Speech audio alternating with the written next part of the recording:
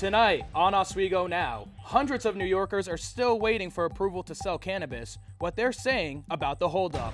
And today marks the 1-year anniversary of the Russia-Ukraine conflicts. A Ukrainian American with local ties reflects on the crisis. But first, do SUNY Oswego students know what to do in case of an emergency situation on campus? A new training program to help? But does it? All this and more coming up on Oswego Now.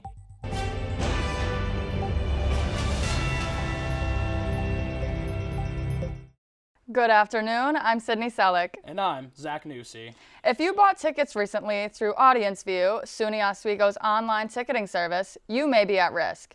Your credit card information may be compromised because of a data breach. SUNY Oswego has suspended all online ticket sales. You can purchase tickets at the box office windows in Marano Campus Center, Laker Hall, Tyler Hall, and at all point-of-sale windows. Cash and credit card transactions will be accepted on campus. Campus Technology Services and the box office are working on an investigation to evaluate the scope of the incident. Some recommendations from SUNY Oswego are to check your bank statements immediately, contact your banking institution, and report suspicious activity to the police. We're nearly 2 months into the new year, and there have been 85 mass shootings in the United States. That's including the Michigan State University shooting, where a gunman killed 3 students and injured 5. Tragedies like the one of the Michigan campus have college students everywhere, including here at SUNY Oswego, thinking about how they would react in an emergency situation. Oswego Now reporter Natalie Barden has more on the new resource that can help students learn more about how to respond in an on-campus crisis. Hold, secure, evacuate, shelter, and lockdown. These are the 5 situations the new emergency preparedness training aims to teach the campus community how to respond to. The fully online training program opened to SUNY Oswego students and faculty on the university's digital learning platform, Brightspace, on February 1st. It consists of learning objectives and guidelines for each category with a 15-question quiz at the end. An 80% or above is considered a passing grade. After reading a couple of the modules, I put my own knowledge to the test and scored a grade of an 80%. Junior Kyle Spizak scored a 73%. He says he had not been reminded of how to react in an emergency situation since he was in high school. Definitely in some situations, I thought you were supposed to do something else because I hadn't really been reminded of it since high school. So it's a good refresher, 100%. Junior Abigail Redman earned a 40% on the quiz and says the training has important information to keep everyone safe. No one ever knows what's going to happen in this climate. Anything can really happen, and I think it would be safe if everyone knew exactly what to do. But what happens when students and staff know exactly what to do and are unable to do it? In the case of an active shooter situation, the Brightspace course says to immediately lock the classroom door from the inside. But here in Mahar Hall, this classroom is just one example of a door that doesn't lock from the inside without a key. If doors do not lock, the Brightspace training says instructors and staff should use heavy furniture to quickly barricade doors. But the lockdown section of the training says lockdowns are used for threats, including active shooters. It says the goal of a lockdown is to build a time barrier between you and a threat. It goes on to say a locked door is a proven time barrier. Next time you're in class, take a moment to check for an interior lock on the door. Chances are you may not see one. Multiple news outlets report that the Michigan State University classroom where the gunman opened fire did not lock easily from the inside. Earlier today, we reached out to Oswego's University Police and the college communications officer for comment. We have not yet heard back, but we will keep reaching out for answers and bring you more information next week. This Friday marks the year anniversary of the conflict between Russia and Ukraine. The United States takes one of its most significant sanctions against Russia. In order to crack down those allies of Moscow, the United States is targeting Russia's metals and mining sector, financial institutions, military supply chain, individuals, and companies helping Moscow worldwide.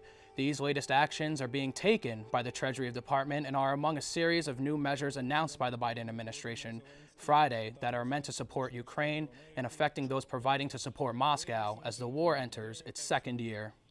Obviously, I'd like things to end more peacefully rather than with violence. You know, if the people in the East want to break away and be either their own country or part of Russia, it's up to them. I mean, if that's how they truly feel, I'd rather that be settled in a more democratic way than having the Russian forces invade and, liberate them or whatever they're saying that they want to do.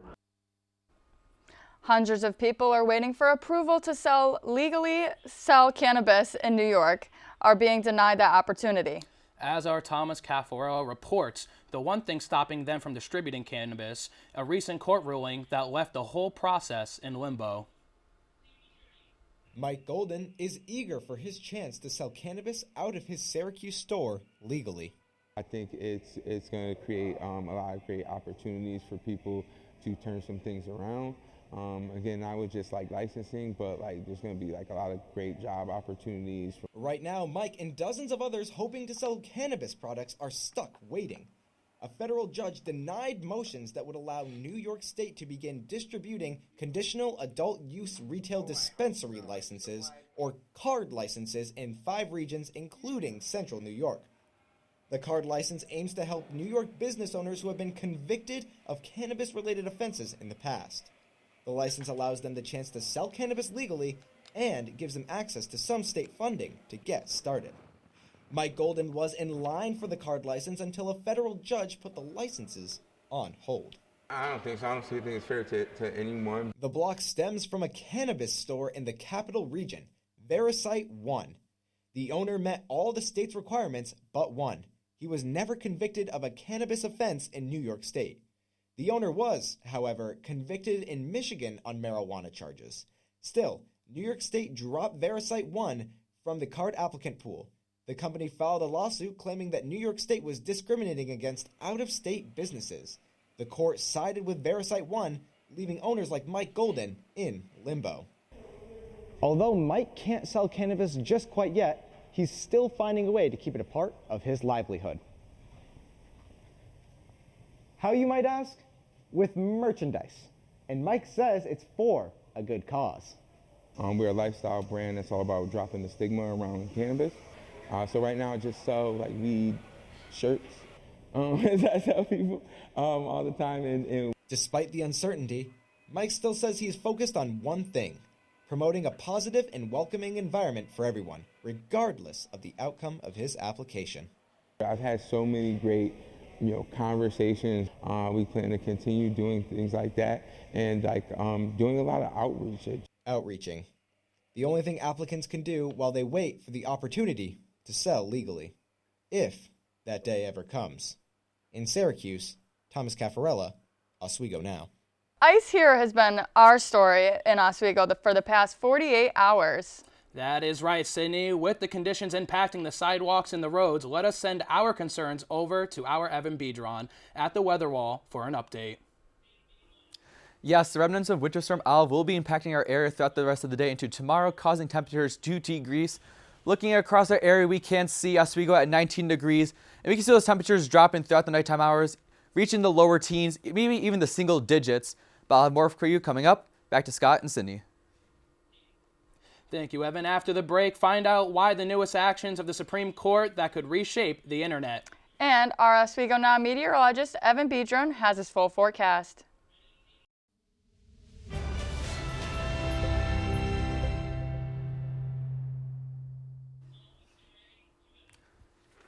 Welcome back to Oswego Now. I'm your meteorologist, Evan Bedron, and here's a look outside. As we can see those clouds sticking around our area as we have some of those remnants of Winter Storm Olive sticking around all the way until tonight. But as we go throughout the rest of the day, we can see those remnants, more lake effect snow bands impacting more of the inland regions rather than the coastal areas. As you saw in Oswego earlier today, we had a lot of those lake effect snow showers impacting our area. And as we look at satellite, we can see all the way off the east coast. That is Winter Storm Olive moving off. And as we look behind there, we can see those little streams of lake effect snow impacting our area. But off to our east, we do have a high pressure system which will be moving to our area, giving us a quick break as we move into the evening hours later into tonight. As we see 6 p.m., we can see some scattered flurries as those lake effect snow bands will be sticking around as that storm moves off to the Atlantic coast. And the temperature will be about 17 degrees. But as we move later on into 8 p.m., we can see those scattered flurries sticking around, but those won't be as quite significant as the storm will be pretty far off to the east coast. So maybe a trace or even a dusting on the ground as we go out through the nighttime areas. And 10 p.m. we do have a chance of snow showers, but more so the higher elevations as those temperatures reach all the way down into the lower teens, maybe even the single digits in some areas. And as we look into the weekend to tomorrow night, we do have a hockey game, Oswego versus Buff State. 7 p.m. in the Deborah F. Stanley Arena. We can see scattered snow showers with only a chance, though, as that system will move off. We will still have that remnant sticking around our area all the way until Sunday. We can see a low temperature of about 19 degrees and a south wind of 5 to 7 miles per hour. And for Sunday's low temperatures, we can see upper teens, lower 20s across most of the state, with lower temperatures in the higher elevations. But as we move more towards inland, we can see those temperatures reach the lower 20s. And for our 5-day forecast, we can see on Saturday, we will have a temperature of 23 degrees with some snow showers, 50% chance. So those may be scattered around central New York. And as we move to Sunday, more nicer weather as we can see those temperatures start to rise just a little bit as the high pressure system moves off into our area. And as you go through the rest of the week, we can see Monday and Tuesday a chance of a rain-snow mix. And temperatures mid-30s, maybe even getting close to the 40s. And as you go on to Wednesday, we will see a rain-snow mix of about 30%, with temperatures staying about the mid-30s. But we are monitoring a potential another winter storm that will be impacting our area later into the week and even to next weekend, which will have an ice threat and a snow threat. But stay tuned for your local meteorologist. Back to Zach and Sydney. SUNY Oswego Campus Recreation is hosting the annual bench press competition, with competitors all across the student community trying to bench their way to a victory. David Shulman is live at Sweatman Gym to tell us more about the competition. David, will you be pumping any iron for us? Yeah, so right now I'm currently at the bench press competition at Sweatman Gym and Murano Campus Center. And here to talk more about it is our friend Claire Carlson. Hi. So, how many people signed up for the competition this year? We had 34 pre-registered, and now at the event we probably have over 50 who are competing today. So how do you determine a winner in this weightlifting competition? The winners are based off the class you're in, so you can win your weight class by obviously benching the most in your weight class, and then at the end for women and men, we will divide your weight by like the weight you pushed to find out like who was the most powerful, like who won overall. All right, so what other events should we expect from Campus Recreation for the rest of the semester? We have a really exciting one going on March 3rd. It's called Late Night Study Break at Murano. It's going to take over the whole Murano Campus Center. It's going to be a lot of fun, so you got to look out for that. Thank you so much. Back to the studio with Sydney and Zach. Thank you, David. Now let's take a look at what's happening beyond Oswego now. The Supreme Court is hearing back-to-back oral arguments this week in two cases that could reshape the internet. Chris Wynn is in Washington with more on the legal battle ahead and how it could impact you. At the Supreme Court, the battle over free expression online is coming to a head. The way the internet works today may fundamentally change as a result of what the Supreme Court decides. This week, two cases are being heard, and the outcomes could determine whether tech platforms and social media companies can be sued for recommending content to their users or for supporting acts of international terrorism by hosting terrorist content. We have this very rare instance where a lot of people in DC agree that something needs to be done. They haven't been able to meet that point where they can actually agree on the answer. At the heart of it all, Section 230 of the Communications Decency Act, a 27-year-old federal law that protects websites like Google, Twitter, and others from lawsuits over what their users post online. Some Democrats, including President Joe Biden, say it prevents tech giants from being held accountable for spreading misinformation and hate speech. But many Republicans allege that it gives big tech a license to censor conservative viewpoints. The Supreme Court's ruling exposes how vulnerable the internet is to regulatory interventions and how at risk we are of being faced with a very different internet. Some experts question if the justices are equipped to make a sound decision, partly because they don't use social media enough to fully understand it.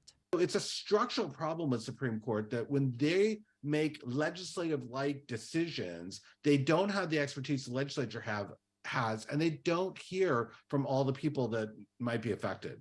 Potentially adding to an uncertain playbook over how to regulate online speech. The Supreme Court held its first hearing on Tuesday earlier this week.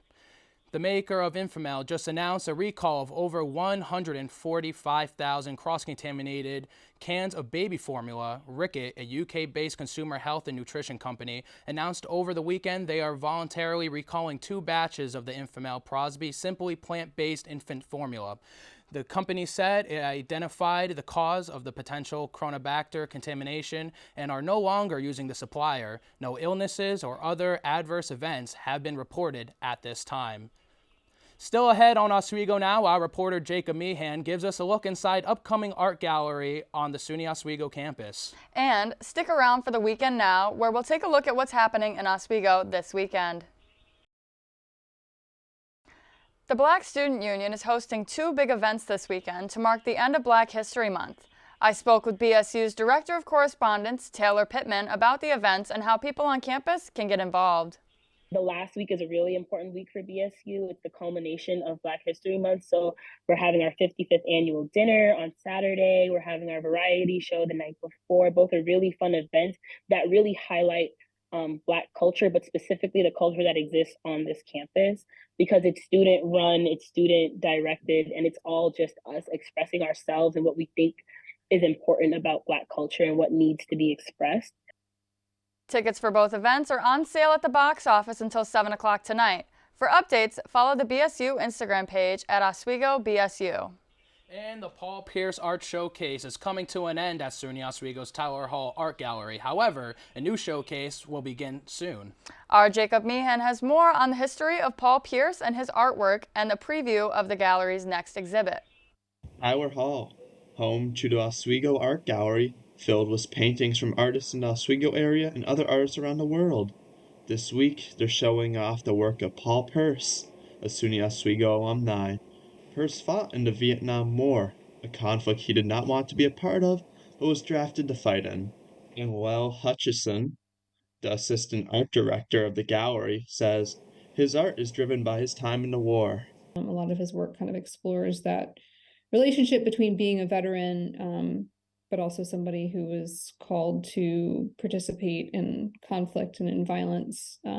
Pierce shows his struggles with the war through his clay soldier art and photographs shown on display throughout the gallery. His art is part of a large-scale program that brings new art to the gallery throughout the year. The next showcase on schedule is the 16th Annual Juried Student Exhibition. This showcase will feature student artwork. Hutchison says the school will elect a juror to select the art. One of the committees on campus nominates to be the juror for the show, so that changes every year. Romeo Yotat, a SUNY Oswego student, says he's excited to see the new artwork produced by the students. I'm looking forward to going to support my friends and see all of the hard work they're paying off. And the next exhibition for the Oswego Art Gallery is the 60th Annual Juried Student Exhibition, which is going on from March 10th to April the 2nd. Jacob Meehan, Oswego Now. For more information, head to the Tower Hall Art Gallery website. Coming up on Oswego Now, the new drink being offered on campus that has everyone talking. And Alex Brooks is in the studio with a preview of the big championship weekend ahead for 2 Laker teams. Thanks, guys. It is officially Laker playoff weekend. Men's basketball and men's hockey both host semifinal games, with the women's hockey team traveling for their matchup this weekend. All this and more on Oswego Now.